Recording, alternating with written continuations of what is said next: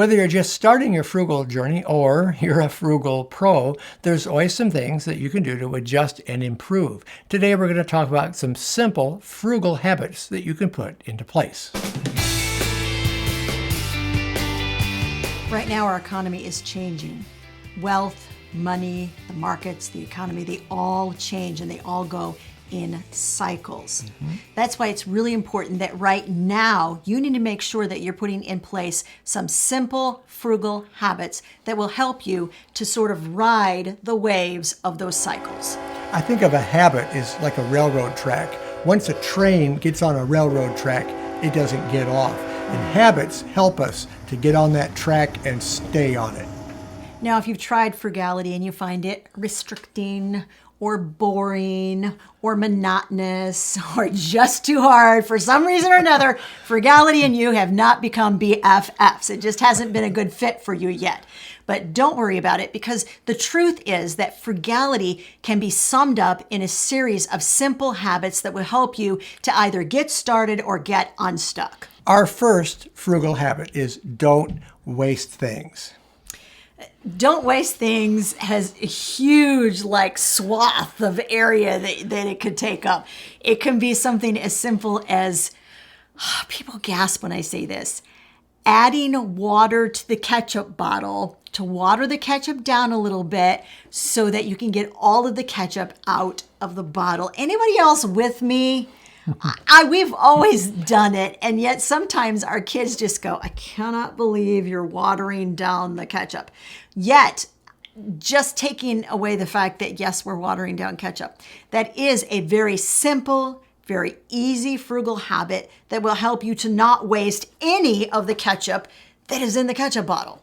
Here's another thing that you can be wasting, and maybe you haven't thought about it.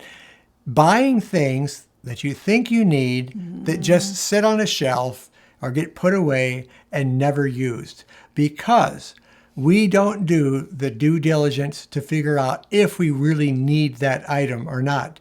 Are we guilty? Oh, yes. In short, if it's sitting on your shelf and you haven't used it in, say, 6 months or a year, sell it. Sell it. Make some money. Leftovers get wasted more than anything in America. Did you know that 40% of our food gets wasted? That is horrible. Yeah, it gets thrown out. Now, leftovers can be incredibly invigorating. You can use them for lunch the next day. We do suggest that you label them properly with what is inside of that container, because believe me, they all look the same after a while. They can. And make sure that you put a date on whatever you're storing your leftovers in. But let's just say your family is like, I am not taking leftovers for lunch. I'm not going to do it. There are so many different ways that you can serve those leftovers to your family, again, in a whole different fashion without them actually realizing that you are serving them leftovers. In fact, we did a video on it and we showed you about 24 different things you can do to stretch those leftovers to feed your family for an entire another meal.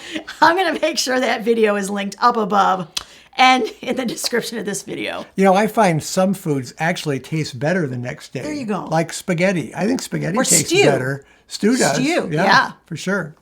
In short, don't waste what you already have on hand. Take some time and work it through so you're using up those things. And in that same vein, now there's something else that will actually help you to not waste food, and that is to menu plan every week.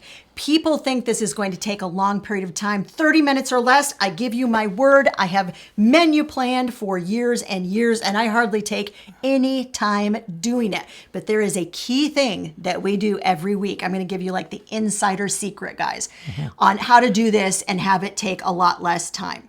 Here's what happens. On Thursdays, we're all looking at our refrigerators. It's getting toward the weekend, and we're saying these words: there's nothing in the house to eat. I don't have any food. Probably you do. Every Thursday, we do what is called a fresh food inventory. We get all of the perishables out of the refrigerator. If we have things that are sitting on countertops, because that's where they belong, then we get those out and we do an inventory sheet. All of those items which are let's say you're looking at that cheese and thinking, another couple of days, that's all it's going to last. That cheese is going to go all the way at the top of your fresh food inventory because it doesn't have very long. But if you have a head of cabbage, that baby's probably going to last another week maybe. So that can go toward the bottom of the list. The list is what I love to call, it's my favorite word. Are you ready? Prioritized. Yeah, it's a prioritized list. So all the things that are going to go bad first are at the top of that list, and the things that can wait for a few days are at the bottom of the list. Then you're going to take that list, my friends, and you're going to pair that list with items you already have on the shelf of your pantry or in your freezer. And I guarantee you, you are going to be able to come up with some meal plans that do not involve you leaving the house, getting in the car, starting the car, going to the grocery store, and spending more money on more food. You know how I know? Because I've done this for years. Yeah. And even when I think there's no food in the house, when I do my fresh food inventory, I can easily get 3 to 4 days worth of meals out of stuff I already have in my house. That will help you to stop wasting food. And it also will help you to waste less money and less time going to the grocery store for things you don't need.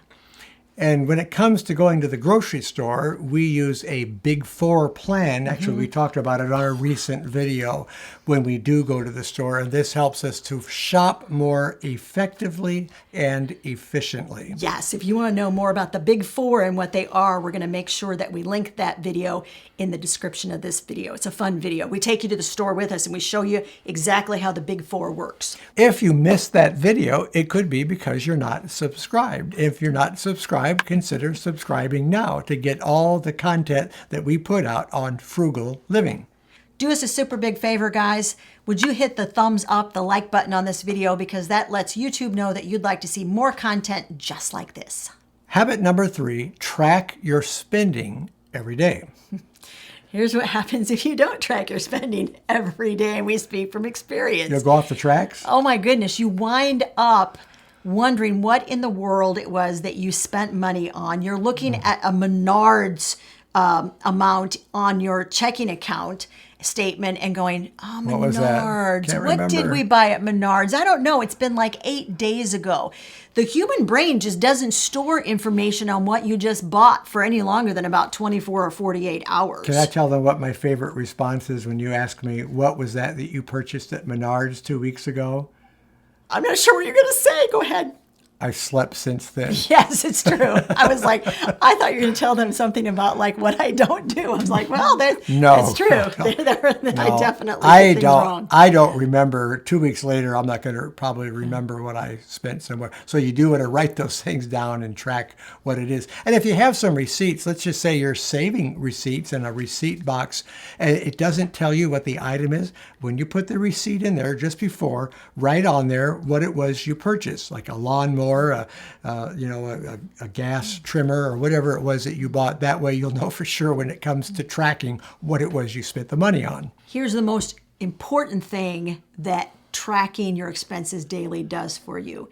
It helps you to keep your finger on the pulse of your budget and your goals. Budgeting and goals, remember, go together, hand in hand. It is impossible to separate your budget from your goals. But when you track your expenses daily, you'll understand exactly how the money that you are spending is impacting not only your budget, but also your goals. If you're ready to drop your expenses and you're wondering what viable ways there are to do that, we wrote an ebook. It's 10 ways to radically reduce your expenses. We used all 10 of these ways when we were saving to pay cash for this house.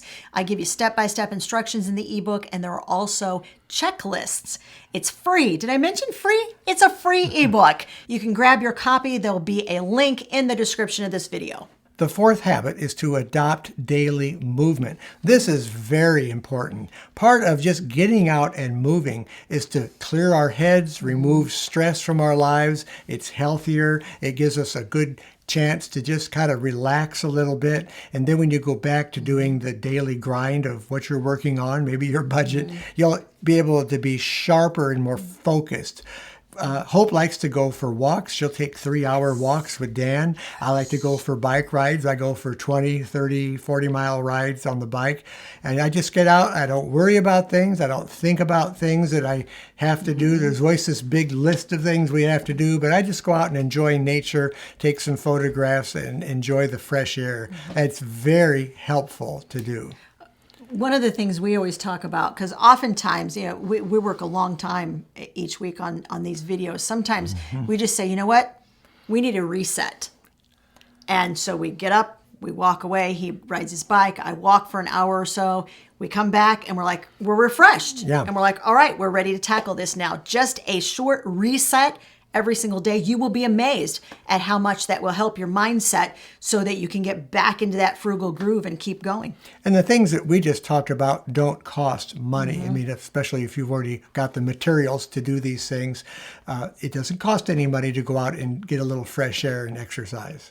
And speaking of not spending money on things that we do, the number 5 habit is find things to do that don't cost money. Recreational things, we already mentioned the idea of hiking or the idea of biking. Keep a list of local or regional places that you'd really love to visit, and they're free. There are so many areas around us. Larry just found a new one. Yeah. And we've lived in this area all of our life. He's like, did you know there's this nature trail thing? We've never been on it. Oh, it's beautiful. It's probably 30 minutes from our house. Not even that. And we've never walked on it. Go figure. Yeah, that's our next point of connection, is to go to that park and do some hiking there. Your public library. Can't say, Good place. I cannot say enough good about your public library. Pretty much everything you need to know about life, you can find at your public library. And their resources don't cost anything. You're already paying for them in your taxes, betcha so you you are. might as well take advantage of them.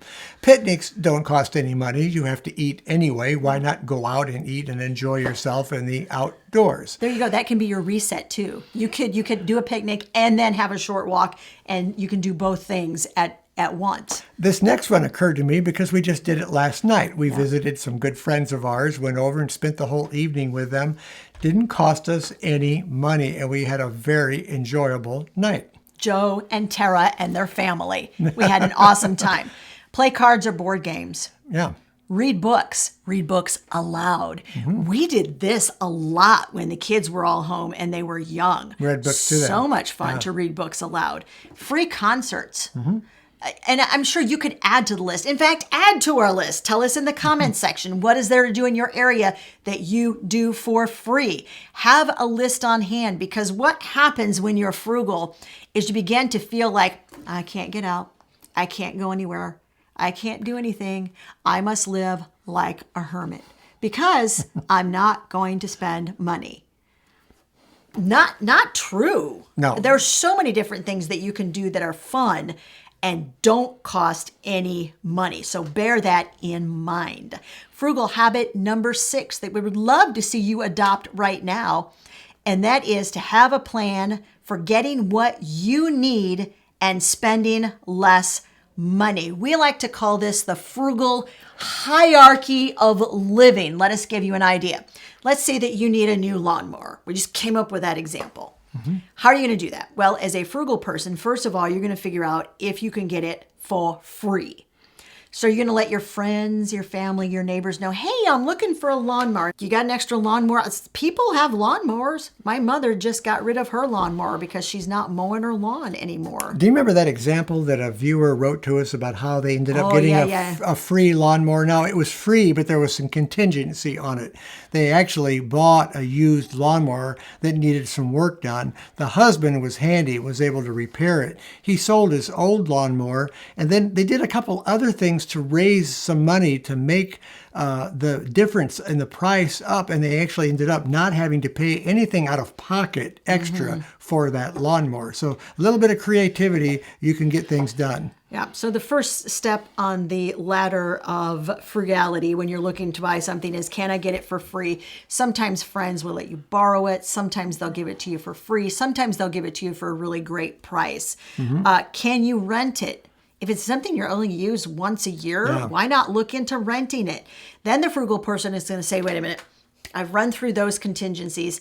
Can I buy this on the second-hand market? And they're going to start looking to see if they can find exactly what they want on the secondhand market.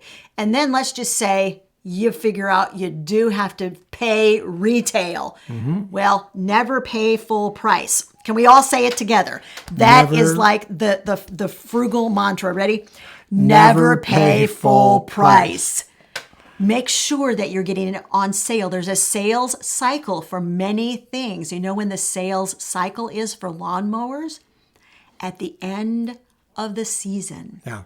At the end of the season, they're going to clear them out because those stores don't want those lawnmowers taking up space on their showroom floor. They want to put the snow blowers where the lawnmowers are sitting. That's when I bought my lawnmower. It was actually about this time of the year. Actually, it was later in August, and I got it on sale. I got it for a really good price. Yeah. So know when those clearance cycles come around every year. Then make sure that you're getting something on sale. Make sure if there is any coupons available.